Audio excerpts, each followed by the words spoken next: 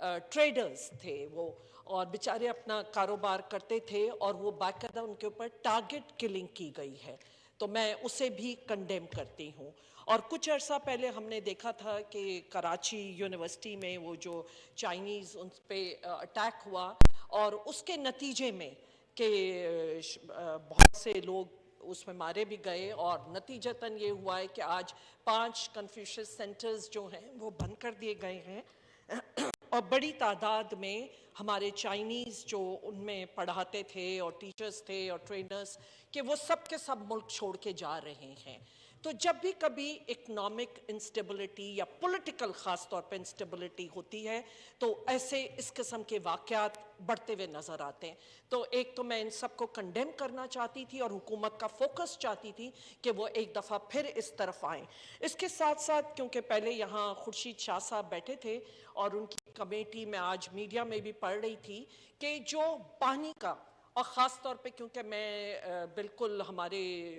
Tell and पे बदीन है और वहाँ के जो ग्रोअर्स हैं और जिस तरह पीने के पानी भी इस वक्त परेशानी है, कि उन्होंने एक निशानदेही की थी कि जब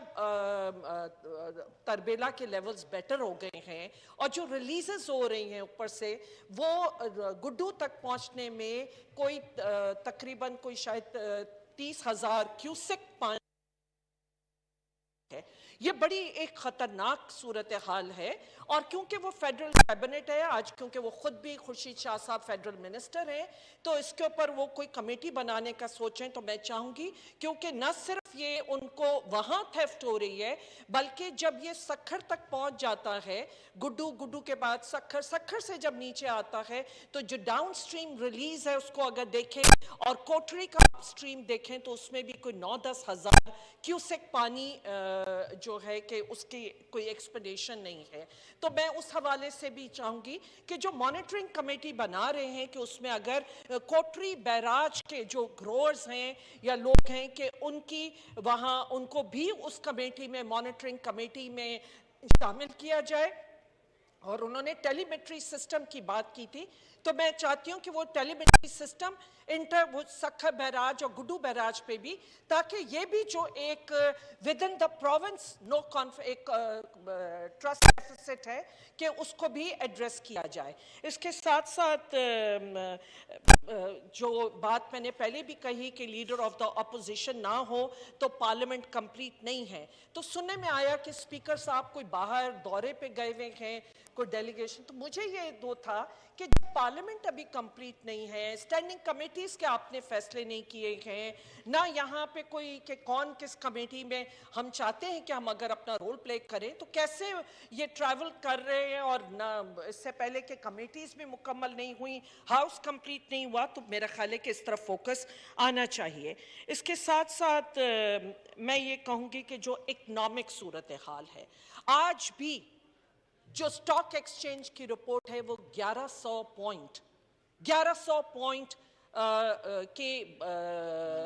मंदी उसमें आई है, ये बहुत खतरनाक सूरत हाल हो रही है। और डॉलर आज आपका 194 पे पहुंच गया है। और मैं ये भी सुन रही, क्योंकि जब आप दूसरा पेट्रोलियम की सब्सिडी इस वक्त बहुत बड़ा इशू बनाया हुआ है, और क्योंकि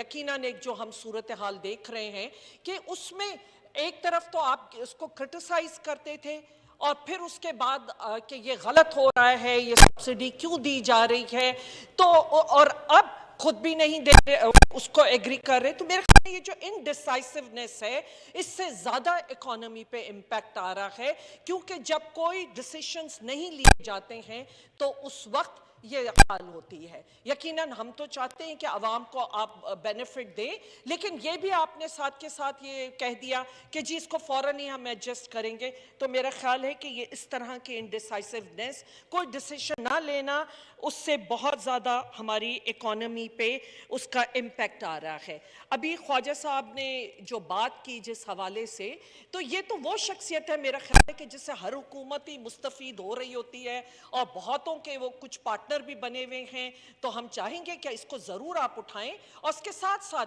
ये भी ज़रूर हो कि ये किस किस से मुस्तफ़ीद हुए और